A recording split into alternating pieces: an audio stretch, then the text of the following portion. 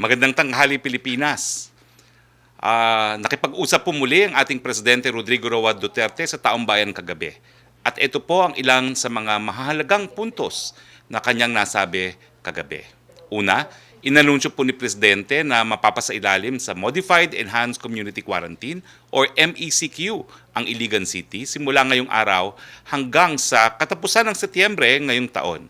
Base po sa rekomendasyon ng IATF. Samantalang ang Metro Manila ay mananatili sa General Community Quarantine or GCQ. Ang iba pang mga lugar na nasa GCQ ay Bulacan, Batangas sa Luzon, Bacolod City at Tacloban City naman po sa Visayas. Ang lahat ng mga lugar na hindi kasama rito ay nasa Modified General Community Quarantine. Tignan po natin ang infographics na naka-flash sa inyong screen, babasahin natin isa-isa. Sa Talk to the Nation address din kagabi ay ipinakilala po ni Presidente sa publiko ang kanyang natalagang Presidente at Chief Executive Officer ng Philippine Health Insurance Corporation or PhilHealth, si dating National Bureau of Investigation Director Dante Hiran. Inanunsyo rin po ng Presidente ang pagbibigay ng one-time grant sa halagang 30,000 bilang educational assistance sa mga college students na mga anak ng OFWs na na-displaced, non-returning, repatriated o namatay ng mga OFWs na naapektuhan ng COVID-19. Inaasahang mayroong 33,000 estudyante mula sa mga pamilya ng OFW ang makikinabang po dito. Balitang IATF naman po tayo. Sa pagpupulong ng IATF noong nakaraang Webes, Agosto 27, napagkasunduan ang pag-adapt ng malaking pagbabago sa COVID-19 risk classification method. Isa sa major changes ang paggamit ng new parameters for escalation and de-escalation of risk classification. Ito po yung kung magiging mas mahigpit o mas maluwag ang kanilang community quarantine. Para sa escalation, yung paghihigpit, tinitignan po yung healthcare utilization rate or HCUR ng mga kama at mga gamit para sa COVID-19. Siyempre po, kung nauubos na ang mga kamang yan, mas tataas po ang quarantine classification. Para naman po sa de-escalation, yung pagluluwag, ang mga sumusunod ang naging parameters. Yung healthcare utilization din po, yung daily attack rate, 2-week growth period, at case doubling time. Yung mga barangay na may bagong kaso, sa nakalipas na 14 na araw, surveillance, contact tracing at isolation efficiency. Dapat po mapakita nila na kaya nila yung contact tracing. Yung walang local transmission mula sa locally stranded individuals returning overseas Filipinos, yung index case sa loob ng 2 linggo, at yung sinarang establishmento o apektadong mga manggagawa dahil sa COVID-19. Clusters sa workplace at establishments, yung food security indicators at social indicators on multidimensional deprivation. At pagsunod po sa minimum health standards ng specific settings tulad ng palengke, transportasyon at pampublikong mga espasyo. Pumunta naman po tayo doon sa COVID-19 forecast report ng UP Octa Team. Nako, sa ikalawang beses lang po, no? Mukhang hindi po nagkaroon ng katuparan ang naging forecast ng UP Octa Research Team. Ito po ay dahil, sabi nila, sa buwan ng Agosto, magkakaroon tayo ng 250,000 cases ng COVID. Hindi po natin naabot ang 250, 220,000 po ang naging kaso ng COVID, more or less. No? Mamaya po, sasabihin natin yung exact number. Pero hindi po natin nakamit ang 250 dahil yan po ay tayo sumunod sa minimum health standards. Tayo po ay nagsuot ng face mask, naghugas ng kamay, nag-social distancing, at ngayon po nagsusuot din ng face shield sa pampublikong mga establishmento at sa pampublikong sasakyan at sa ating pong mga workplaces. Ano pa po ang mga laman ng Octa report, no? Well, sinabi natin na ang incubation period ay 14 na araw, kaya makikita natin ang epekto ng MECQ 2 linggo pagkatapos i-declare ito. Makikita sa infographics na ito, ang pandemic surge sa buwan ng Hulyo ay totoo. Makikita niyo po yan na talagang tumaas po yan sa Hulyo, no? Makikita naman natin ang pagbaba ng new daily COVID-19 cases mula 2,301 new COVID-19 daily cases noong August 2 to 8, unang linggo ng MECQ sa Kamaynilaan, hanggang na naging 1,987 cases noong August 23 to 29. Ang susunod na infographics naman po ay ang NCR reproduction number or R0 na bumaba ng halos 1 mula 1.2 noong August 2 to 8 ay naging 1.01 noong August 23 to 29. Bumaba rin ang NCR positivity rate sa 14% noong August 23 to 29 mula 16% noong August 2 to 7. Bumaba rin po ang hospital bed at ICU occupancy sa NCR. Pumunta naman po tayo sa mga napagkasunduan ng mga Metro Manila mayors ayon sa Metro Manila Council or MMC. 6 na bagay po itong pinagkasunduan, bagamat nasa GCQ na po ang Metro Manila. Una, pinaikli na po ang curfew hours simula ngayong araw. Ang 8 p.m. na curfew ay naging 10 p.m. na po at ang curfew ay hanggang 5 a.m. in the morning. Meron lang pong dalawang syudad, tama po, no, na hindi 10 to 5 ang kanilang curfew. Sa Muntinlupa po, it is 10 to 4 kasi meron silang ordinansa, at sa Navotas, 8 to 5 pa rin po ang kanilang curfew sa Navotas. Pangalawa, required po ang pagsuot ng face shields sa mga pampublikong transportasyon, sa indoor workplaces, sa mga commercial establishment, kasama na po ang mga palengke at mga talipapa dahil ito po ay mga matataong lugar. Ito po ang tinatawag na maximum public health standards. Pangatlo, sa religious gatherings, matutuwa po ang mga obispo natin, pinayagan na po ang 10% seating capacity. Uulitin ko po, sa NCR, pinayagan na rin po ang religious gatherings up to 10%, hindi lamang hanggang 10 katao. Pang-apat, na-lift na po ang pagsususpinde ng operasyon ng mga establishmento sa Metro Manila, gaya po ng testing, tutorial and review centers, mga gyms, fitness centers and sports facilities, dermatological clinics offering aesthetic procedures and other personal care services, pet grooming services, drive-in cinemas. Pero, nasa desisyon na po ng lokal na pamahalaan ang pagbubukas ng mga industriyang ito. Uulitin ko po. Sa lahat po ng lugar na GCQ, bukas na po ang mga gyms, ang mga internet cafes, ang mga testing, tutorial review centers, and other personal care services, pet grooming, dermatological clinics offering aesthetic procedure, and drive-in cinemas. Pero sa Metro Manila, kinakailangan pa rin po na LGU ang magpabukas ng mga negosyong ito. Ang LGUs rin po ang magbibigay ng specific guidelines para sa gyms, fitness centers, internet cafes, sports facilities, kasama na po dyan yung additional health protocols, operational capacity at operating hours. Sa Metro Manila po yan.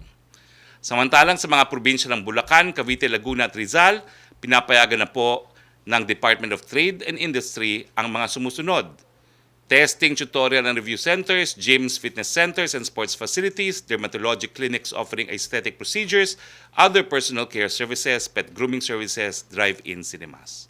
Nasa discretion ng lokal na pamahalaan din po ng mga nasabing probinsya ang operasyon ng internet cafes. Panglima, hihilingin din po ng mga lokal na pamahalaan ng Metro Manila sa IATF na ipagpaliban ang voters registration sa Enero 2021 o kung mag-MGCQ o kung ano ang mauna sa dalawa, subject to IATF approval. Ito po ay sa Metro Manila. Pang-anim, sa pagdating naman po sa mga quarantine passes, nasa lokal na pamahalaan na po ang pagpapasya kung kinakailangan pa rin pong magpakita ng mga quarantine pass. Punta na po tayo sa ating COVID-19 updates. Ito po ang global update natin, no? Sa buong daigdig. Meron na pong 25,402,968 cases at ang mga namatay na po ay 849,303. Nangunguna pa rin po ang Estados Unidos na pinakamaraming kaso at 6,028,012. Ang mga namatay po sa kanila ay 183,563. Sumusunod pa rin po ang bansang Brazil, 3,908,272 cases at 121,381 deaths. Pangatlo po ang India, at ito rin po ang pinakamataas sa Asia, 3,621,245 cases. Mga namatay po ay 64,469. Russia po ang pang-apat, 992,402, 17,128 deaths. At ang panglima po ngayon, ay mukhang nabago po ito, no? Peru ang panglima po ngayon, 647,166 at 28,788 deaths. Nananatili po sa 22nd place sa buong daigdig ang Pilipinas with 220,819 cases at ang mga namatay na 3,558. Meron po tayong 1.5% na case fatality rate. Now, sa ating bayan po, muli, meron na po tayong 2,417,360 na mga individual na na-test na po sa paggamit ng PCR. Ito po ay ginawa sa 85 licensed RT-PCR laboratories at 28 licensed gene expert laboratories. Nagpapasalamat nga pala po kami sa NKTI dahil every time kami ay i-require ng Malacanang ng swab test, doon po kami nagpupunta sa NKTI kay Doktora Liquete, ang pinakamagaling pong transplant surgeon. Meron po tayong 59,699 active cases as of August 31 at sa numerong ito, 91.3 po ang nagkasakit na mild, 6.2% ang asymptomatic, ang severe po ay 1% at ang critical ay 1.5%. Dumadami po ang ating recoveries, 157,562. Ang mga namatay po ay 3,558, 1.5%. On other matters naman po, nagpapasalamat po ang ating Pangulo sa Razon Group sa kanilang donasyon na 600-bed isolation facility. 3 linggo lamang po ang konstruksyon nito at inaasahang matatapos na po ito sa ika-8 ng Setyembre. At ito po ay naghahalaga ng hindi bababa sa 200 million pesos. Nakikita niyo po ang mga larawan noong isolation facility. Ito po ay nandoon sa dapat na lugar kung saan itatayo ang Nayong Filipino. Okay? Bukod po dito sa bagong isolation facility sa Nayong Filipino, meron din po tayong bagong 650-bed quarantine facility sa Calamba, Laguna. Ito po ang pinakamalaking quarantine facility sa labas ng Metro Manila. Ito po yung Calabarzon Regional Government Center na ginawang mega quarantine facility para sa mild at asymptomatic patients. At sa ikalimang palapag ay para naman maging quarter area ng ating mga frontliners. Dito po tayo nagtatapos ng ating presentasyon. Kasama po natin ngayon, walang iba po kundi si Budget Secretary Wendell Avisado para bigyan naman po tayo ng briefing doon sa sinumiting national budget para po sa taong 2021. Secretary Wendell Avisado, the floor is yours.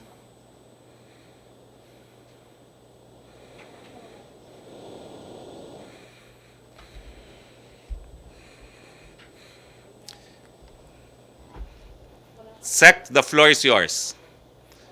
Wala pa pong audio. You. Yes. Thank you very much, Secretary. Nag-unmute lang ako. Magandang tanghali po sa inyong lahat. Gusto ko pong sa lalong maikling paraan ay mapaabot sa inyo ano na po ang kaganapan ngayon dito sa Department of Budget and Management. At gusto ko pong paalam sa inyo, una muna, yung kasalukuyang estado ng ating budget. Tapos pupunta tayo, sisigway tayo doon sa COVID-19 expenses natin. And then tuloy-tuloy tayo doon sa Bayanihan 2 at saka yung sa ating naisumiting proposed fiscal year 2021 national budget. So, dala nga po nung pagsubok na kinakaharap natin sa COVID-19, talagang sobra-sobra po at di hamak na napakahirap ng ating dinadaanan. Subalit sa panig po ng pamahalaan ay patuloy po ang pagbibigay ng serbisyo sa ating mga kababayan. Yung may hawak po ng slide ko, nasa slide 3 na po tayo. So sa kasalukuyan po, para sa taong kasalukuyan, of the total 2020 national budget, 94% of it has already been released to the various departments and agencies. Despite the current health crisis, nagsisika po tayo na maparating ang mga budget ng ating various departments. Dito nga po sa COVID-19 releases as of August 28, next slide please. Makikita natin na umabot na sa 389.06 billion ang nagagasta ng ating pamahalaan as of 28 August. At ito nga po ay nangyari dahil sa pagkapasa ng Bayanihan to Heal as One Act, and the government was able to shore up resources to fund critical programs, activities, and projects. Ang karamihan po sa COVID-19 budget ay napunta po sa mga programang nagbibigay ng tulong sa ating low-income households, displaced formal and informal workers, distressed overseas Filipino workers, and affected farmers and fisher folks. Ang Department of Social Welfare and Development po ang siyang nakakuha ng pinakamalaking release po natin na umabot sa 211.6 billion. And for the first tranche of the implementation, the DSWD has already served 17,686,842 beneficiaries. While for the second tranche, umabot po ng 13,364,915 beneficiaries ang nakatanggap po ng SAP. Yan naman po mga beneficiaryo under the Dole Camp and Tupad programs, DOF, SSS Small Business Wage Subsidy Program, as well as DA's Farmer Financial Assistance Program and Expanded Sure Aid and Recovery Project for Farmers and Fisher Folks. Natanggap na po nila lahat ng kanilang mga assistance as of August 26 of this year. Ang Department of Health naman po ay na-release namin ng umabot ng 48.98 billion para po makabayad sila ng hazard pay, special risk allowances of deployed health workers, procurement of PPEs, and purchase of COVID-19 testing kits among others. Dito naman po sa Bayanihan 2, nakahanda naman po kami to release at least 140 billion more or less to support the Bayanihan Bill 2. Our efforts to fund COVID-19 response programs for the remainder of the year do not stop here. That is why we are thankful to Congress na ipinasa nila yung Bayanihan 2, and it is now with the Office of the President through the Office of the Executive Secretary for review and signature. Ito po yung breakdown ng proposed Bayanihan 2 allocation. Sa health po ay nasa 21 billion at may standby fund na 10 billion, total of 31. Ang cash for work naman ay 18 billion, ang social assistance 6 billion. Ito po yung government financial institution capital infusion of 39.47 billion at may standby fund na 15.53 billion. Sa agriculture naman ay 24 billion, sa transportation 9.5 billion, sa tourism 4.1 billion, education 7.9 billion, TESTA 1 billion, at yung iba pa po ay 9.3 billion. Yung pong isinumitin natin na proposed fiscal year 2021 national budget or national expenditure program ay naisumite namin last August 26 sa Congress. And next year's budget, proposed budget, is higher by 9.9%. And it will focus on containing the spread and mitigating the effects of the virus while restarting and reviving, re-energizing our economy to help our nation reset, rebound, and recover. By expense item po, for personnel services, abot siya ng 29.2%, capital outlays 20.4%, or in the case of personal services, abot ng 1.316 trillion, sa capital outlays 920.5 billion, yung share ng mga LGUs sa IRA nila 837.8 billion, MOOE 15.5 or 699.4 billion. Ang debt services natin ay 12.4 or 560.2 billion. Support to GOCCs at 3.5% or 157.5 billion, and tax expenditures natin at 0.03% or 14.5% or rather billion. By sector naman po, social services will have 36.9, economic services 29.9, general services 16.1, debt burden at 12.4, and defense at 4.7. As proposed po by budget by region, Luzon will have 17.5% or 790.2 billion, and CR will have 1.487.9 trillion. Visayas will have 8.3% or 374.1 billion. And then Mindanao will have 11.8% or 500.6 billion. Ito po yung top 10 departments, so we'll have the biggest share of the total budget. Education, which includes DepEd, SUCs, CHED, and TESDA at 754.4 billion. DPWH at 667.3 billion. DILG at 246.1 billion.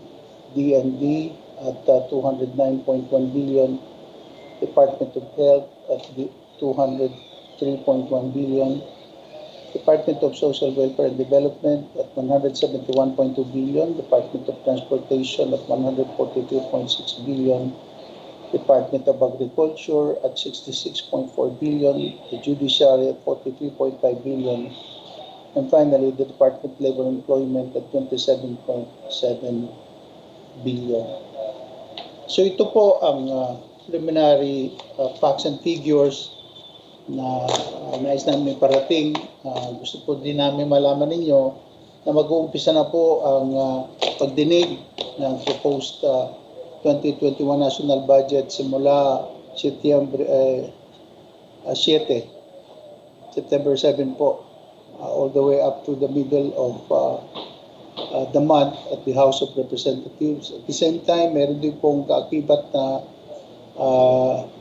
hearing na gagawin ng Senado, at doon po malalaman nyo ng kabuuan ang mga detalye po ng nasabing proposed budget natin for the following year.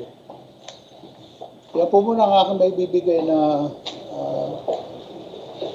updates sa ating mga kaibigan, kasamahan sa media. At kung meron po kayong mga katanungan, sige po, gagawin natin na lahat para masagot po ang mga katanungan. Maraming salamat, Secretary. Maraming salamat, Secretary Wendell Avisado, at I hope you can stay po for an open forum. Alam ko po maraming tanong sa inyo ang ating mga kasama dito sa Malacanang Press Corps. Siyempre po, hindi nabanggit, pero champion din po ang Office of the Presidential Spokesperson as having the lowest budget of all agencies in government. Now, may I call now on Yusek Rocky, please? Yes, good afternoon, Secretary Roque, and good afternoon, Secretary Abisado. Question from Francis Wakefield of Daily Tribune. During President Duterte's talk to the nation last night, there was no mention on who will be the next PNP chief, despite Police General Archie Gamboa already retiring this Wednesday daw po. May we know when the President will make the announcement? Well, kagabi po, sinabi sa akin na dapat i-announce ko na pero binawi, no? So, hindi ko pa po ma-announce ngayon. Pero meron na pong pangalan na initially binigay, pero I was given instruction, i-hold muna po ang pag-announce, no? But what we can announce is pag compulsory retirement po ni General Gamboa, ang sure na magiging OIC pa lang po ay si General Cascolan. So, pag-retire po ni General Gamboa, it will be General Cascolan who will be OIC in the PNP. Second question po ni Francis, may binigay po ba na timetable si Pangulong Duterte kay bagong PhilHealth President and CEO Dante Giran para malinis ang ahensya? Aside from him, sino-sino pa ba ang mga pinagpipilian sa posisyon na nakapili na po kagabi, Secretary? Well, ang sabi po ng Presidente, bago pa siya magtalaga, igugugol po niya yung natitira niyang termino ng 2 taon para linisin po ang PhilHealth. I suppose that is the time frame. Punta naman po tayo kay Maricel Halili of TV5. Thank you, Yusek Rocky. Hi sir, magandang hapon po. Sir, follow-up lang po dun kay Director Giran. What made the President appoint former NBI Director Giran as PhilHealth Chief, considering na wala rin naman po siyang background sa public health and health economics? Was he able to meet the qualifications stated on Section 14 of the Universal Healthcare? Opo, tayo po nagsulong ng batas niyan sa 70th Congress. Isa po doon sa requirement ay management, no, experience. And of course, Director Girin already has 7 years management experience. No? Hindi naman po kinakailangan na health economics experience. It's just one of the possibilities. Pero nag-qualify po siya sa 7-year management experience. Bakit po siya tinalaga? Ang problema po sa PhilHealth, korupsyon. So, naisip po ng Presidente, ang pinakamagaling na italaga dyan, number 1, yung meron ng kakayahan na mag-conduct ng mga investigasyon. At ito nga po si Director Giran. No? At bukod pa po doon, dahil ang mga krimen na nagaganap po sa PhilHealth ay yung tinatawag na white-collar crimes, kinakailangan nakakaintindi rin po ng mga financial reports at financial records, mga balance statements. No? Kaya nga po, I think Director Giran is the best choice dahil siya ay CPA at lawyer din po na meron pang experience in criminal investigation. So asahan po nating malinis ang hanay ng PhilHealth sa natitirang termino ng ating Presidente na 2 taon.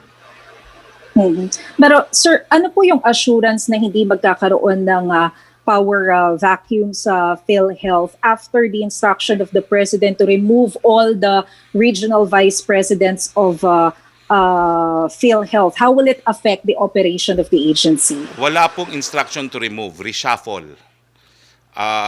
I-reshuffle po ang instruction niya. Wala po ako narinig na tanggalin kundi i-reshuffle. Sa ngayon po, 2 na lang po ang natitira sa Execom na hindi pa preventively suspended by the Ombudsman at ang nais ng Pangulo, i-reshuffle din yung mga regional VPs. At tingin ko naman po, this should be done regularly kasi nga po, hindi naman dapat masyadong nagtatagal yan sa mga regional offices dahil parang nagkakaroon na silang sariling kingdom. No?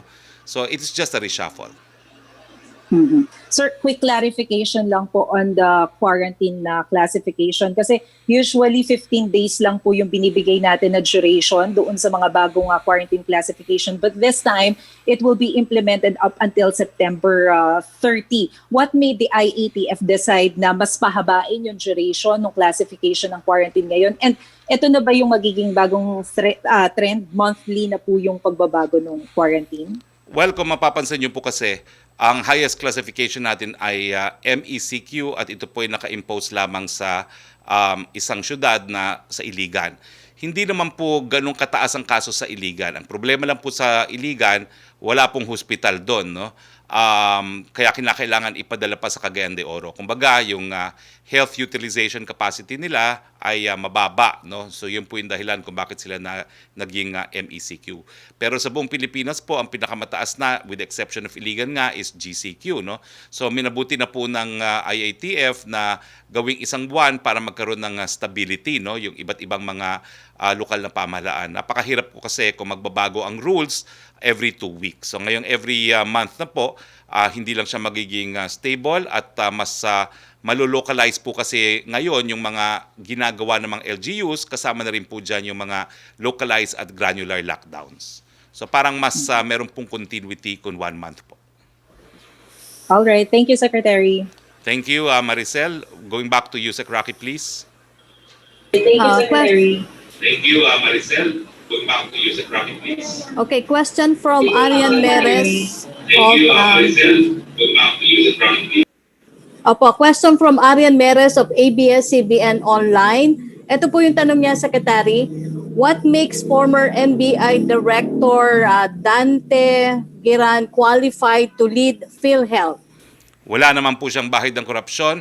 He is a CPA lawyer and a seasoned investigator, indispensable po para malinis ang PhilHealth. Then why did the President daw po choose Mr. Giran to lead PhilHealth? Yun na nga po, yun na po yung sagot. Ang third question po niya, what prompted the IATF to impose longer-term community quarantines? Does this mean that the President will no longer have his weekly public address? Nasagot ko na po yan, tuloy-tuloy po ang weekly public address si Presidente. Punta naman po tayo, thank you Yusek. Kay Trish Terada of CNN Philippines, please. Hi, good afternoon, Secretary. Sir, nabanggit po ni Pangulo last night that drugs is still flowing in the Bureau of Customs. Sir, do we have exact information about this? Paano po ito nangyayari? And yung order po to reshuffle yung regional offices, kailan po ito in-issue and nagawa na po ba ito ni Commissioner Guerrero? I think he was giving fresh marching orders last night because I saw Commissioner Jagger yesterday and they had a separate meeting, although I was not privy to the meeting. I know as much as you do because the President declared na sinabihan niya si Commissioner Jagger na patuloy pa rin ang pagpasok ng droga dyan sa customs. No? At ang sabi nga niya, gamitin yung mga baril na binigay niya sa customs, no, para mabawasan talaga ang drug trafficking sa pamamagitan ng ating mga puerto. Sir, ano po yung naging response dito ni Commissioner Guerrero? And at the same time, sir, nabanggit din po kasi ng Pangulo na magkakaroon ng reshuffling sa NBI. Bakit po nasama, sir, yung NBI? Lahat naman po yan, hindi naman po pwede na masyado silang komportable sa kanilang mga temporary assignments. No? Masyadong sabi ko nga po, nag-uugat. No? At pag nag-ugat, maraming mga utang na loob which could become a hindrance to the discharge of their functions. No? And sir, ito pong dun sa reshuffling naman po, whether it's PhilHealth, Customs, or NBI, pati po ba, ibig sabihin ba ni Presidente po, as in lahat, or pati po kasama rin yung mga even the performing regional offices, kahit na wala pong anomaly na nangyayari doon sa lugar nila, makakasama po sa reshuffling? Wala namang distinction si Presidente. Ang kanyang pinadadating na mensahe lang, hindi dapat nagtatagal talaga, no? Kung hindi naman permanent talaga doon, kinakailangan pinaiikot. Parang kayo din po sa media. Kaya rin po kayo nagro-rotate para naman na magkaroon din siguro ng mga maging kumbaga, it's a measure intended to provide for objectivity kasi pag masyadong nagtagal sa isang assignment, nagkakaugat na, no? At nagkakaroon ng relasyon. So, ganun din po yun. Walang pagkakaiba. Salamat po, Secretary. Maraming salamat, Trish. Yusek Rocky, please.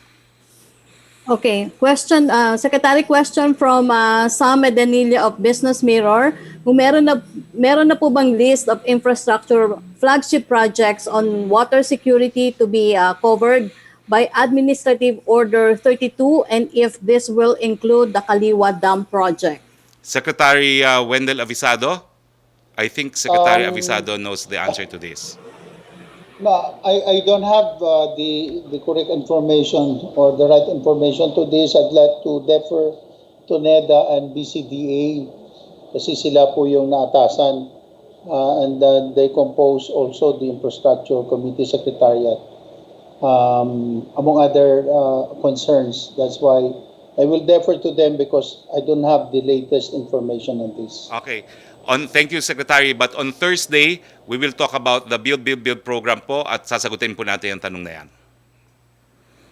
Opo, ang second question ni Sa Madalila, nag-decide na kaya si President if the Sangli Airport project will still push through or not after the U.S. flogged the China Communications Construction Company Limited, which is involved in the said project? The Sangli project will push through. The President declared last night that the Americans ay pwede po nilang ipatupad yung blacklisting ng mga Chinese companies sa kanilang teritoryo sa Amerika at siguro dun sa kanilang mga base militar na nasa ilalim ng kanilang jurisdiction. Pero malinaw pong sinabi ni Presidente, hindi po siya susunod sa direktiba ng mga Amerikano dahil tayo po ay malaya at independyenteng bansa at kinakailangan po natin ang mga namumuhunan galing po sa bansang China.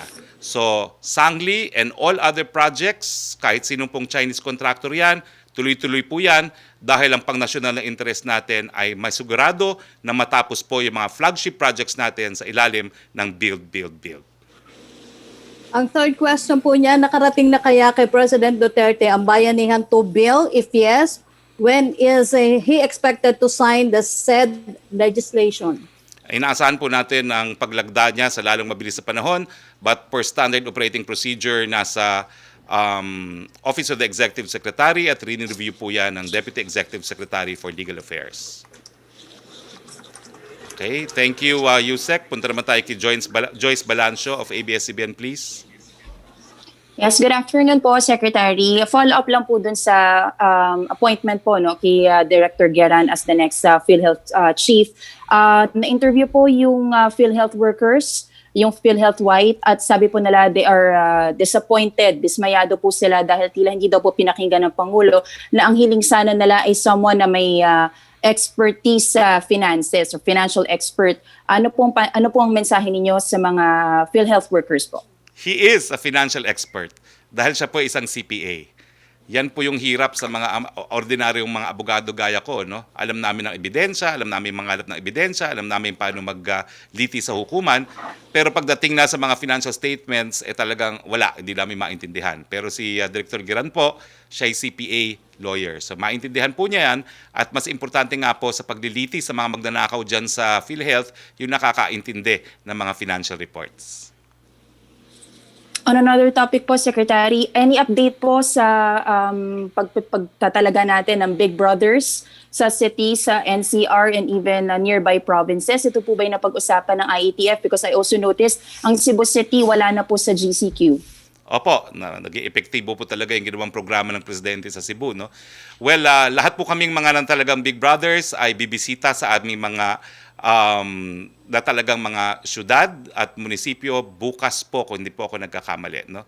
So, yan po ay requirement na bumaba po kami at makipag-ugnayan sa aming mga katunggaling mga mayor. Ulitin ko po, nandun lang naman kami para siguraduhin na lahat ng mga kinakailangan ng lokal na pamahalaan na maibibigay ng national government ay maibigay sa lalong mabilis na panahon.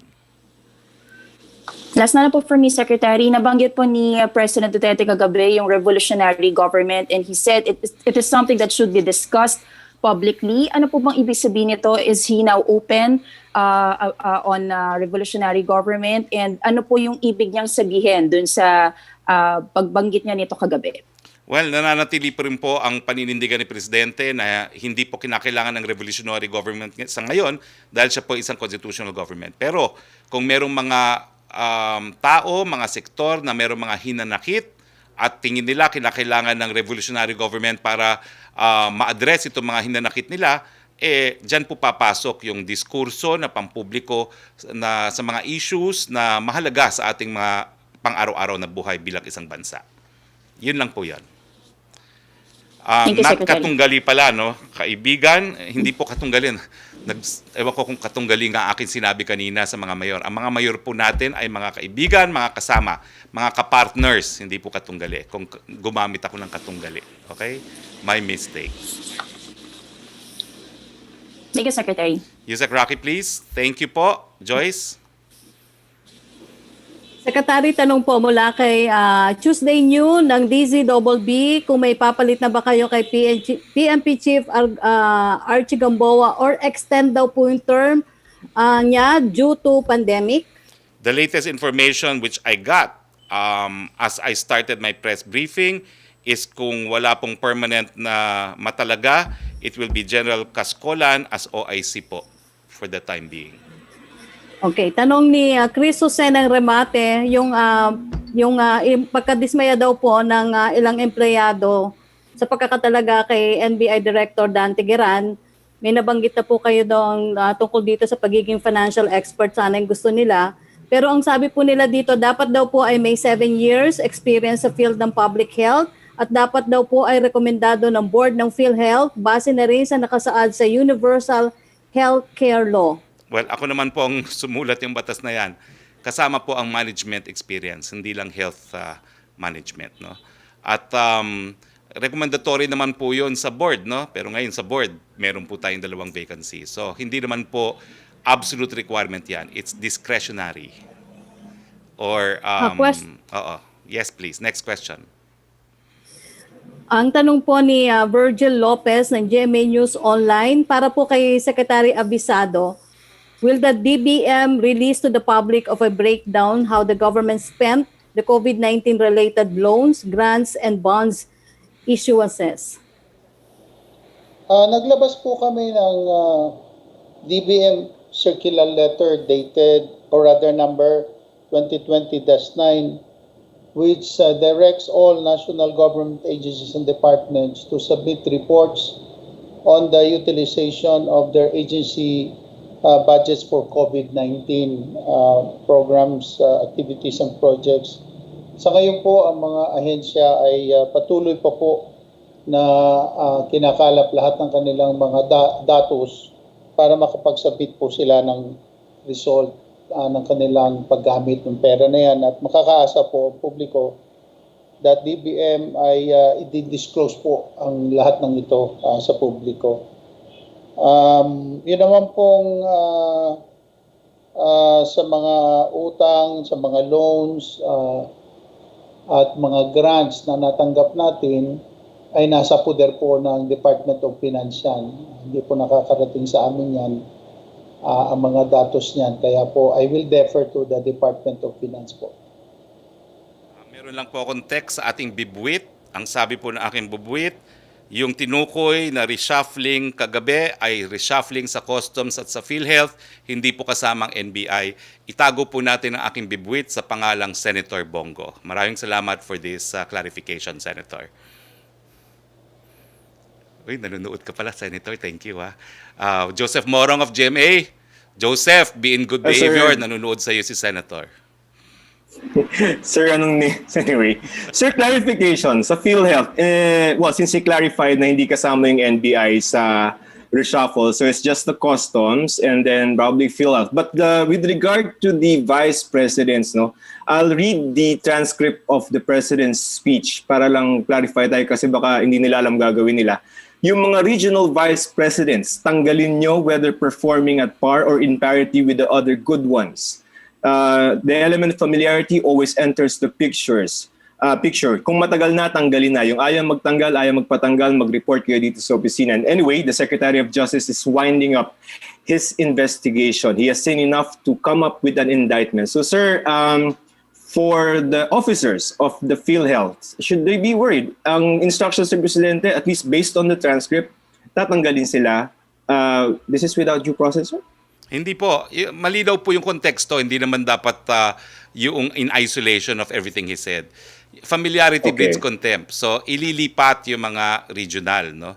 At ang rational nga, sinabi ko nga, inihambing ko rin po yan kung bakit sa ating mga kaibigan sa media, nagkakaroon din kayo ng reshuffling at walang permanent assignments. So, as not to breed familiarity. Okay. Sir, yun pong healthcare workers ban, I was wondering whether this is in the President's radar screen. Kasi si Secretary Locsin has already said that this is a constitutional violation at the very least of the nurses to travel. Was that ever discussed in the IATF? And what does the President think about this? Will this change in the near future? are we open to lifting the ban? Kasi, well, one secretary is saying it's a violation of their constitutional right. Okay lang po yun because the President encourages naman free thought even amongst the cabinet secretaries, especially on matters that do not fall within their primary jurisdiction. No? Pero ang pangunahing dahilan po kung bakit pinagbawalan ng Presidente, we're number 22 in the world for a number of COVID cases at sigurado po ako lahat ng gustong magtrabaho sa abroad are going to places na mas marami pa pong kaso ng COVID. So it is to protect the health and lives of our frontliners, no, primarily. Secondary po yung need for our own need for nurses and medical professionals in this country. So wala sir yung lifting in the near future? Wala po siguro kasi napag-usapan po yan sa IATF and we all concurred with the opinion of the President. Except for Alright, sir, last Secretary questions? Locsin. Yes. Okay, except for? Secretary Locsin. Okay. Sir, sa RevGov lang, yung pong quote ni Presidente, sabi niya, this should not be discussed in secret. Is it testing whether the public will be, or the military, or the armed forces, or the police will be receptive to the idea of a RevGov? Because he wants to ask them. Why does he want to ask them and why does he want to know? Hindi po. Talaga naman sa mulat mula po, ang Presidente naniniwala sa malayang pananalita dahil po pag mayroong malayang pananalita, nagkakaroon ng diskurso sa mga issue na nakakaapekto sa ating pang-araw-araw na buhay. He's not entertaining the thought of a revolutionary government. Nagsalita na po siya, hindi niya kinakailangan maging revolutionary government dahil siya po ay constitutional government. Alright, sir. Thank you for your time. Thank you, Joseph. Back to you, Secretary, please. Secretary, ang question galing kay Ivan Mayrina ng GMA7 para po daw kay Budget Secretary Wendell Abisado. Ito po yung tanong niya. Senator Lacson wants to be clarified on certain items daw po in the 2021 budget na, to use his words, na uulit. Napondohan na ng 2020, pinopondohan ulit ng 2021 dahil daw ba hiniram muna ang pondo para sa COVID. Hindi raw pwede yon. Ito po yung mga big ticket project, malalaking proyekto po. At ang ginawa po ng DPWH ay ginawa niya ng MICA, yung Multi-Year Contractual Authority. Dahil kulang nga po yung pera for this year, kaya nga po may bahay na siya, i-augment ngayon yung project na yan para matapos. Kasi kailangan nga po talagang matapos yan at hindi naman mabibigay lahat ng budget for this year. Kaya nga po, hiniling ng DPWH na ipagpatuloy hanggang next year. Kaya po naulit yung project na yan as recommended by DPWH. Ang detalye po nito, papaliwanag po namin during the course of the budget hearing, both sa House of Representatives at saka sa Senado. Yung second question po ni Ivan Mayrina ng GMA7, mula pa rin po daw kay, from Senator Lacson, he said that year in, year out, bakit ang laki ng unused appropriations and yet here we are, utang tayo ng utang. Are we borrowing more than we need? And will there be measures to somehow reduce or manage our budget deficit? Lahat naman po ng mga departments ay nire-require po natin mag-submit ng SAOB, Statement of Appropriation, Allotment, Disbursement, Obligation, pati balances po nila. Kaya nga po, minomonitor po talaga natin yan. So yung pong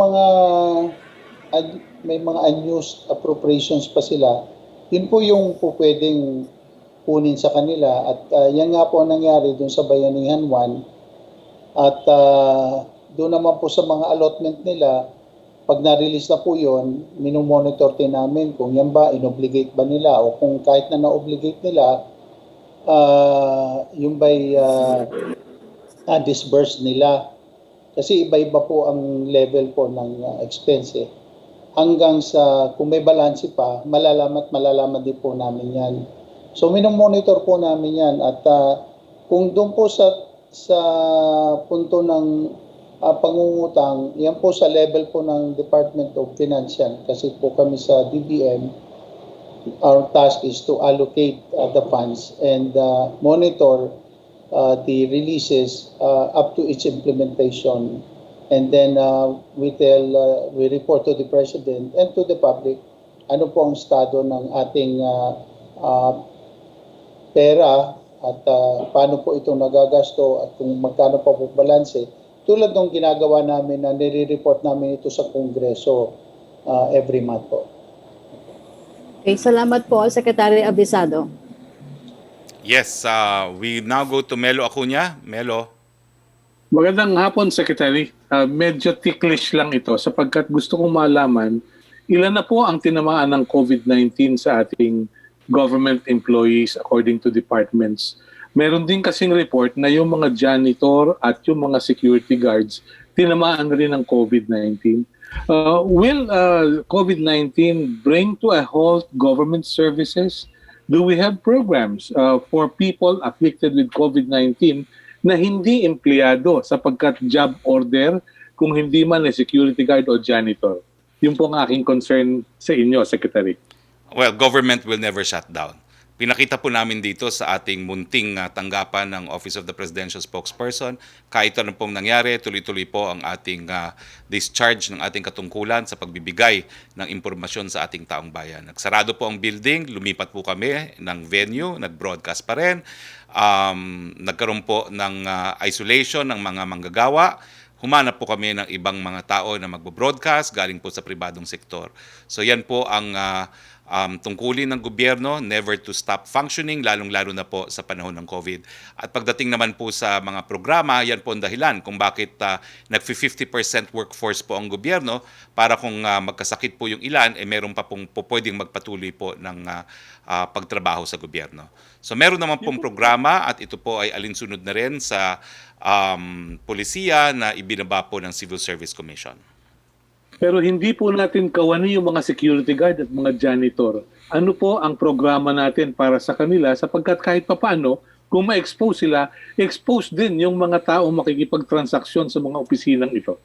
Well, lahat po sila ay covered ng ating polisiya on testing at lahat po sila ay subject to yung case rates na ibinibigay po ng PhilHealth kung sila po ay magkasakit ng malala or ng severe.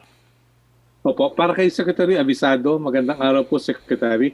Gusto ko lang po malaman kung ano po ang inyong pagtataya sapagkat nabanggit ninyo na 94% na nung budget natin for the year 2020 ang inyong naipamahagi.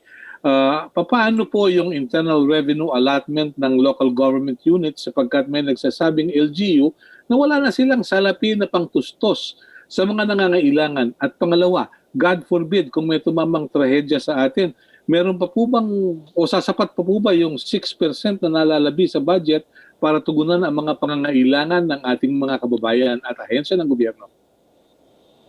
Sige po, ganito po yan. Yung pong share ng mga lokal na pamahalaan ay that is automatically appropriated po. Hindi na po yan dumadaan sa DBM. In other words, the law itself says that since these are shares of the local government units, diretso na po sa kanila yan at dadaan lang po sa Bureau of Treasury. Issue lang kami ng NCA at pinoprogram po yan. Monthly po ang release ng pondo sa kanilang MDS account po. Kaya po makakaasa po tayong lahat na hindi po mawawala ng lokal na pamahalaan dahil garantisado po yan na share nila sa General Appropriations Act.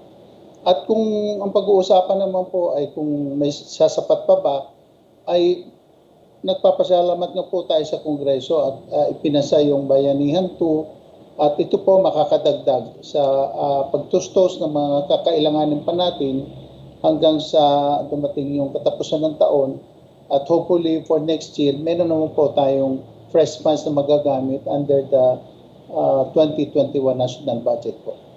Opo. Malaki na rin po yung ODA na natanggap ng Pilipinas. Paano po kaya natin mababayaran ng mga ito sapagkat meron tayong debt cap bill kung di ako nagkakamali pero hindi natin mapapanghawakan yung ating projection sapagkat matamlay pa ang ekonomiyang pandaigdig at yung ating remittances ay apektado rin. Secretary, ano po kayang gagawin natin? Kaya nga po, masyadong maingat ang ating Department of Finance dahil yan po kasi ang mandato nila ang kumalap ng pera, mag-grant man, mag-soft loan, or combination.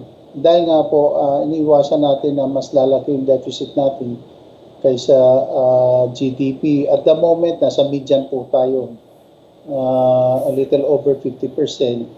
At nang sa ganon, ay makakasiguro po tayo na mababayaran natin ang mga utang natin. At kahit po si Central Bank Governor Benjok na nagsabi na po na mas malaki pa ang ating reserve funds versus our indebtedness. Kaya po, nasa mabuting estado pa rin po ang ating ingat yaman at ating pera natin at ang ating pong ekonomiya ay minamanage po mabuti para po magkaroon tayo ng sapat na recognition at ang ating credit rating kahit na paano ay nasa estado po na marami rin po naniniwala na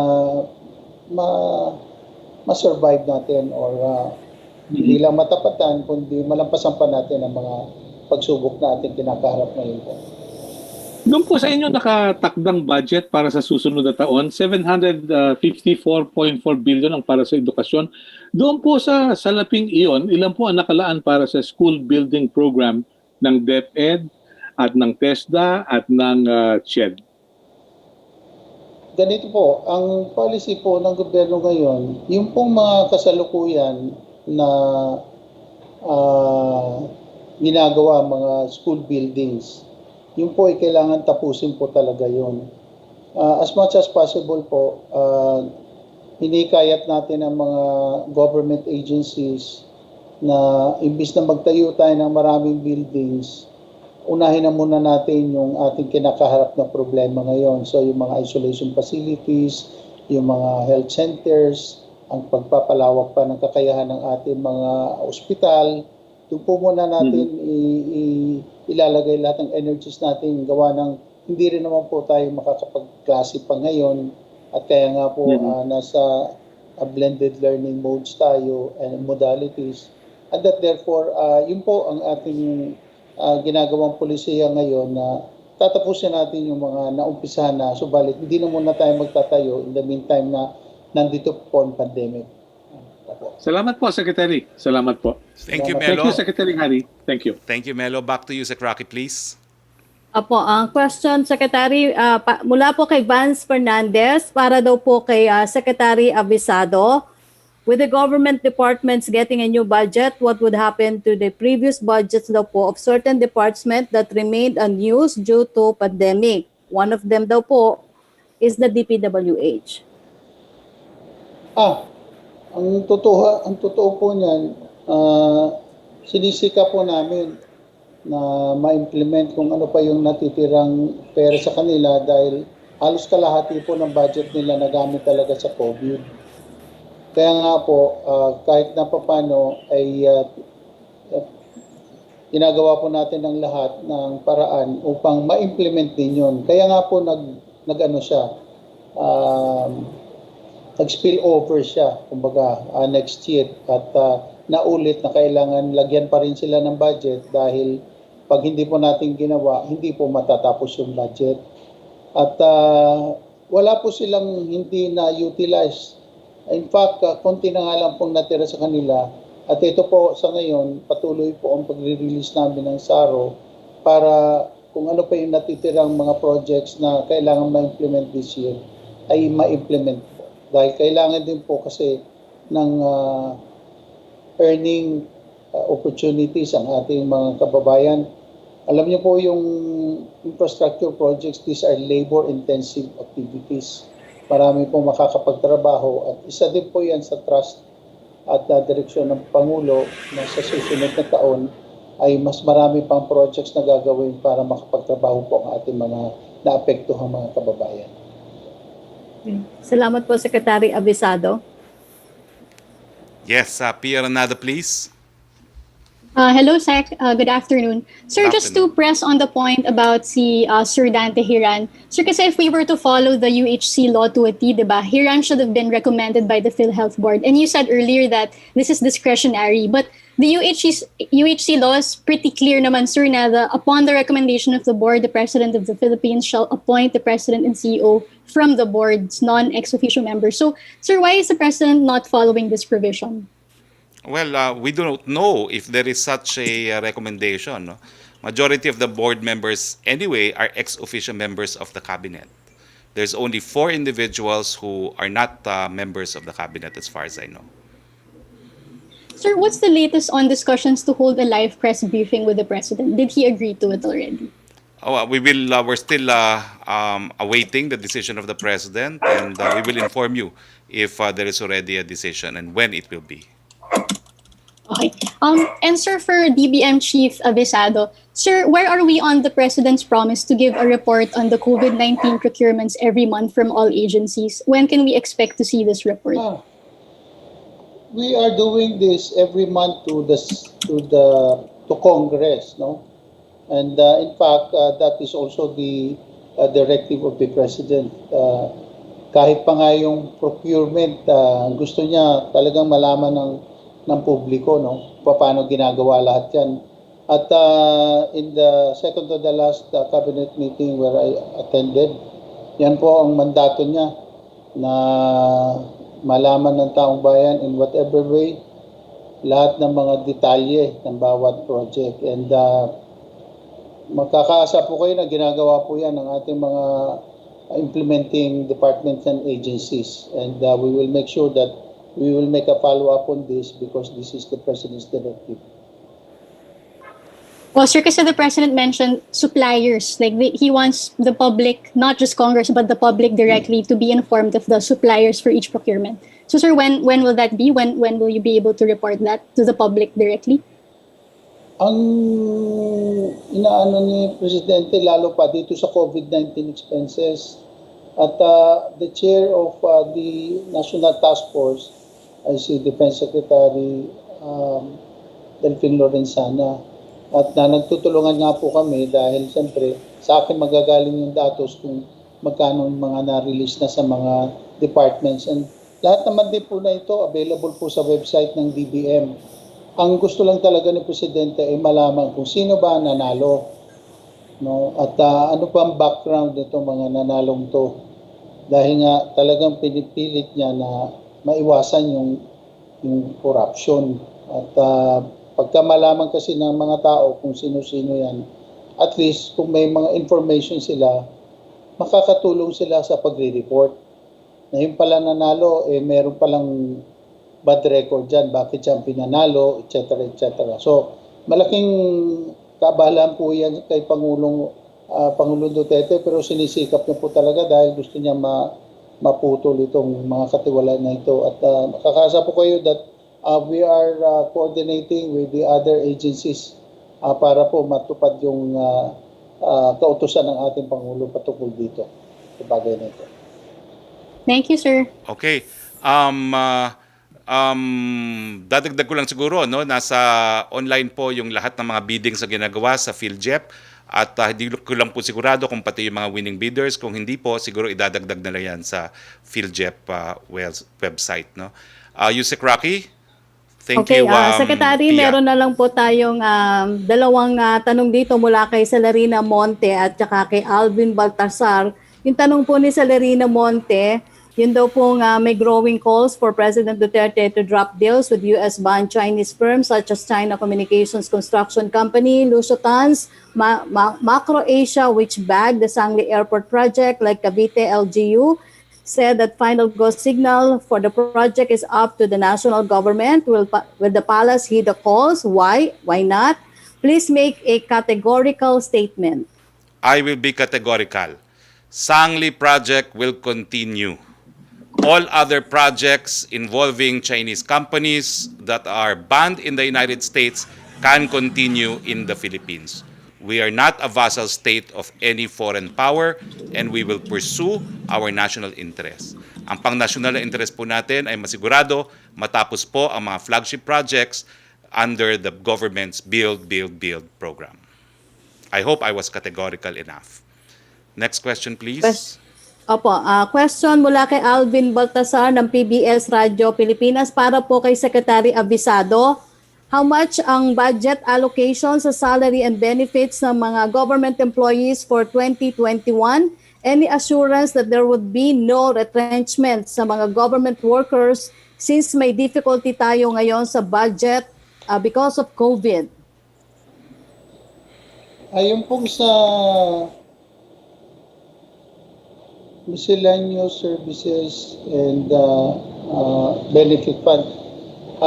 Sapat po ang nilagay natin dyan at kakaasa po mga kawani ngayon na ito na nga, despite the situation now, wala naman pong effort na magtanggal ng mga kawani dahil nga higit nilang kailangan ngayon ng trabaho. Basta magtrabaho lang po tayo mabuti at gawin natin yung ating mga mandato. Wala po tayong dapat na ikabahala dahil sapat po ang punto na nilagay natin para sa sahod ng lahat ng ating mga kawani ng pamahalaan. Apo, ito yung second question po ni Alvin Baltasar para sa iyo pa rin po, Secretary Abisado. How about daw po hiring of contractual employees? Would there be limitations next year on the hiring of contractual employees?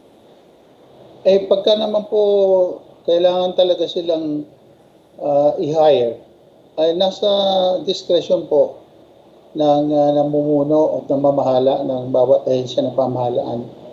Dahil po meron po namang pondo na nagugugol dyan, pwede magamit dyan kung kailangan po talaga.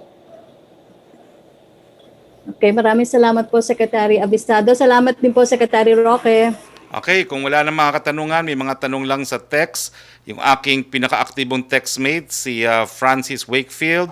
Yung term na ginamit ko daw kanina sa isang interview ay white collect crime. Well, I meant white collar, pero pwede na rin yung white collect dahil yan naman ang nangyayari sa PhilHealth, no? Meron pa bang iba dito? O nga pala po, get well soon kay Wawa Love, and that's from me, the President, and Senator Bongo. Okay, so kung wala na pong mga tanong, maraming salamat Pilipinas for joining us in our press briefing today. Thank you very much, DBM Secretary Wendell Afisado, at sa susunod po uli, we hope to have you again. Nakita nyo naman po ang daming tanong ng Malacanang Press Corps pag budget po pinag-uusapan. Thank you to the men and women of the Malacanang Press Corps, and thank you, Yusek Rocky. So sa ngalan po ng ating Presidente Rodrigo Roa Duterte, ito po inyong Spokes Harry Rocking nagsasabi, Pilipinas, kaya natin ang COVID. Kinakailangan lang pangalagaan, ingatan ang ating buhay para tayo po'y makapaghanap buhay. Magandang hapon po sa inyong lahat.